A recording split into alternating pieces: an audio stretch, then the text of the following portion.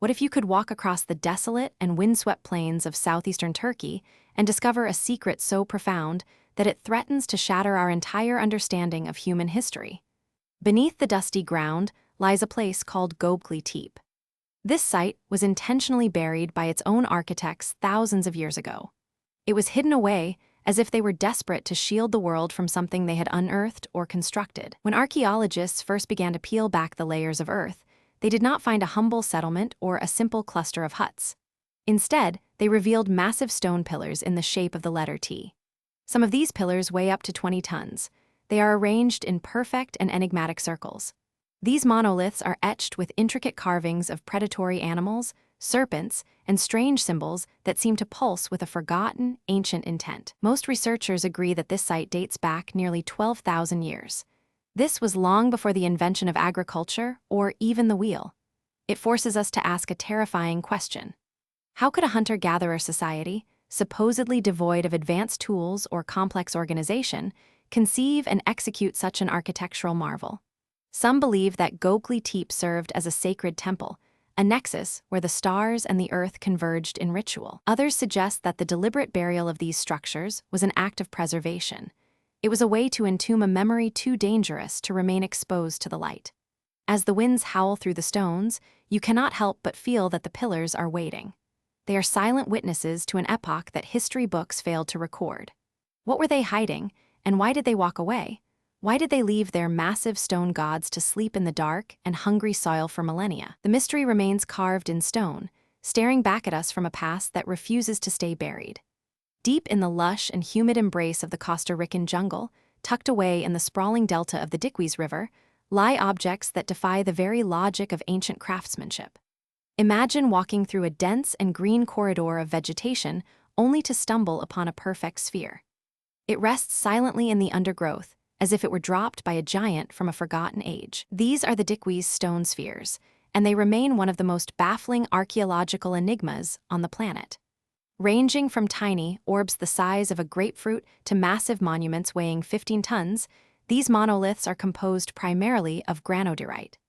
This is a material that is not found anywhere near their current resting places. How did a civilization without metal tools or complex machinery quarry, transport, and shape these heavy rocks into such geometric perfection? The precision is unsettling.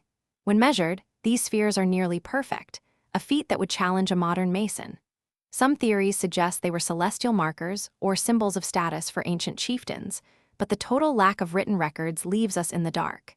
As the jungle slowly reclaims the land, these stones sit as silent and immovable witnesses to a mastery of stone we simply cannot explain. Why here? Why in such perfect form?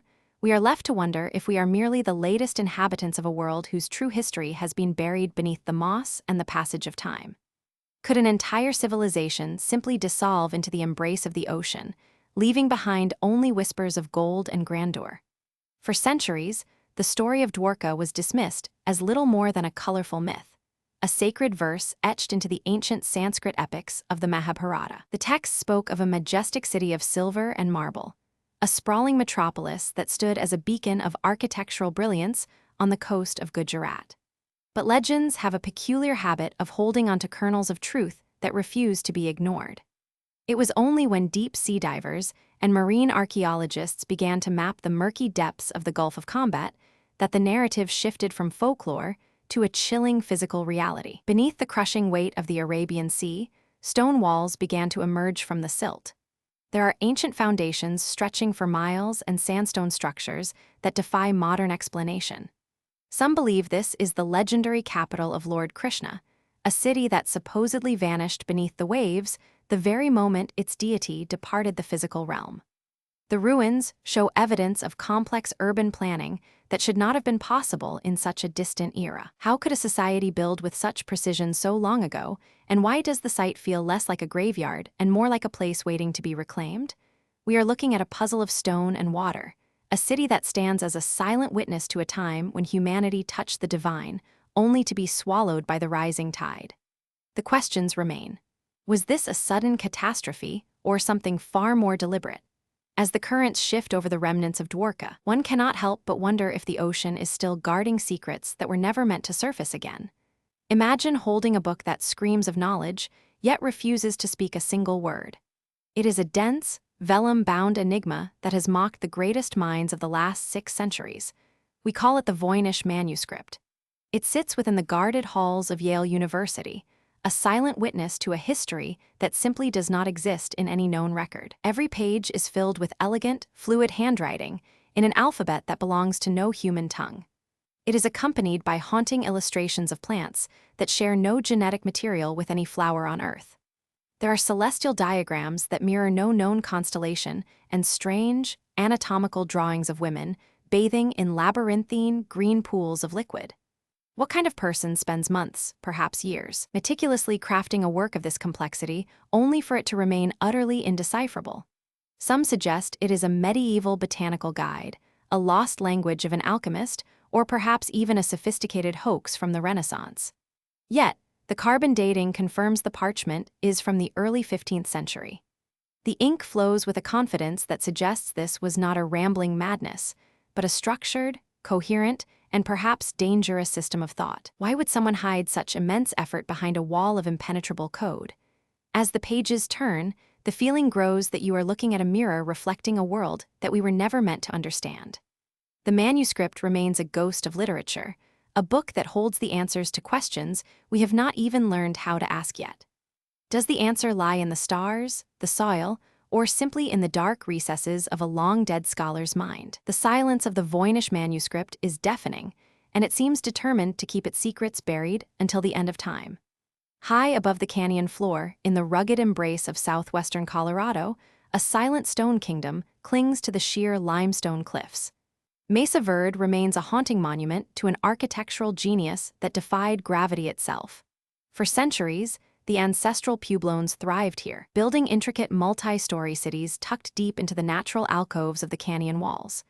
They were master stonemasons and farmers who transformed a harsh, arid landscape into a sophisticated society. And then, the silence descended. By the end of the 13th century, the hearths grew cold, the intricate ceremonial chambers were abandoned, and an entire civilization simply walked away from their vertical homes. Why would a people so perfectly adapted to their environment choose to surrender such defensible, well-built fortresses? Some theories suggest a period of prolonged, catastrophic drought crippled their ability to harvest the mesa tops, forcing a desperate migration toward more fertile lands. Others point to evidence of social upheaval or internal conflict that fractured the community from within. Yet, as you walk through these narrow, crumbling stone corridors, the atmosphere remains thick with an unsettling uncertainty. The structures are left remarkably intact, almost as if the inhabitants intended to return the following day. There are no signs of a grand exit, no scattered remnants of war, only the hollow echo of the wind whistling through empty doorways that look out over an infinite, lonely horizon. The people vanished into history, leaving behind a profound question that the desert sands refused to answer. Was it survival that drove them out, or was there something hidden in the shadows of the canyon that made their mountain sanctuary no longer feel like a home? What if the ground beneath your feet could tell a story that predates the very concept of humanity? A story carved not in ink, but in stone? Deep within the heart of the Gobi Desert, where the horizon shimmers with a heat that seems to distort time itself, lies an anomaly that has baffled geologists and local nomads for generations. We call it the Petrified Forest of Giants. Imagine vast, sprawling plains where the sand gives way to towering, skeletal remains of trees that should not be here. These are not mere fossils. They are monolithic trunks, some measuring over 30 meters in length, turned entirely into solid, crystalline quartz and agate. They stand as silent sentinels of a lush, prehistoric world that was swallowed by a sudden, violent transformation. The mystery lies in the speed and nature of their preservation. Some researchers suggest that an unprecedented geological cataclysm, perhaps a volcanic event of unimaginable scale, blanketed the region in minerals so quickly that the organic matter was replaced at a cellular level before it could even begin to decay. But others look at the placement of these titans and wonder if something more orchestrated occurred. They lie in patterns that defy natural forest growth, almost as if they were laid to rest by design rather than chance. The local legends speak of ancient beings who turned the world to stone when the sun grew too cold.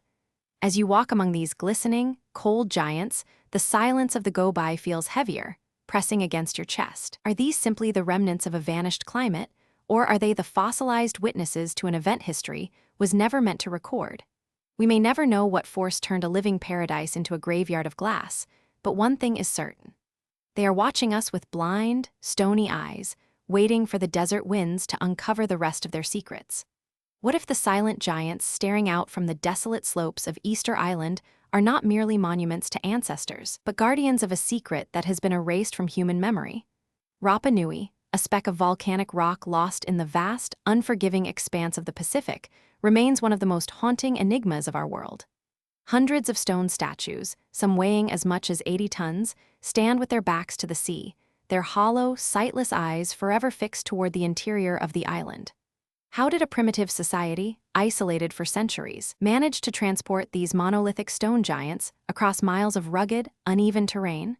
Oral tradition speaks of the statues walking into place, commanded by the spiritual power of kings, yet science struggles to reconcile this with the sheer physical impossibility of the feat.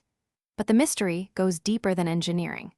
Beneath the brow of these basalt sentinels lies the weight of a civilization that collapsed in an inexplicable flash. When explorers first arrived, they found a people living in the shadow of giants they no longer understood, worshipping stone ancestors whose origins were already fading into the veil of myth. Some theories suggest that the statues were built to anchor the spirit of the island against an encroaching darkness, while others point to astronomical alignments that suggest a sophisticated understanding of the cosmos we have yet to grasp. As the wind howls through the hollow eye sockets at midnight, one cannot shake the feeling that we are not meant to solve this puzzle. The statues are silent, and perhaps some truths are meant to remain buried in the dust of history, watching us from a distance we can never cross. Imagine a world at the pinnacle of sophistication, where towering palaces glittered with gold, international diplomacy was written on clay tablets, and trade routes spanned the horizon like golden threads of prosperity. Then, in the blink of a historical eye, everything simply shattered. Around 1200 before the Common Era, the great civilizations of the Mediterranean, the Mycenaeans, the Hittites, and the mighty empires of the Near East all crumbled into smoldering ash within a few terrifying decades. But what force could be powerful enough to bring these giants to their knees simultaneously? Enter the enigma of the Sea Peoples. Ancient Egyptian inscriptions at Medinet Habu describe them as a mysterious, terrifying confederation of warriors emerging from the sea. They were a relentless tide of invaders who swept across the lands, leaving nothing but silence in their wake. They were not merely an army. They were a cataclysm. Yet, who were these people, and where did they originate? Some theories suggest they were displaced refugees from the Aegean, driven by famine and climate change, while others argue they were mercenaries who turned on their masters. What remains truly chilling is how they vanished as quickly as they arrived, leaving no trace of their homes, only the ruins of empires they dismantled. Was this the first recorded total systemic collapse, or were we witnessing the wrath of a people who have been completely erased from the map of human memory? The stones are silent, and the ghosts of the Bronze Age offer no answers.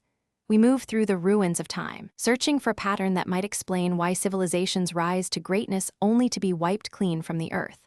The story of our past is a fragmented tapestry, and every thread we pull reveals only more shadow. Why do these empires fall? Why are their legacies swallowed by the sands or the surf? Perhaps we are not meant to understand the full scope of our history. Perhaps the silence we find in these places is not an absence of sound, but an intentional omission, a warning from the architects of the past that some things are best left forgotten. As the sun sets on the crumbling stones of the ancient world, we look toward the horizon, haunted by the knowledge that everything we have built and everything we are could one day become nothing more than a whispered mystery in a forgotten tongue.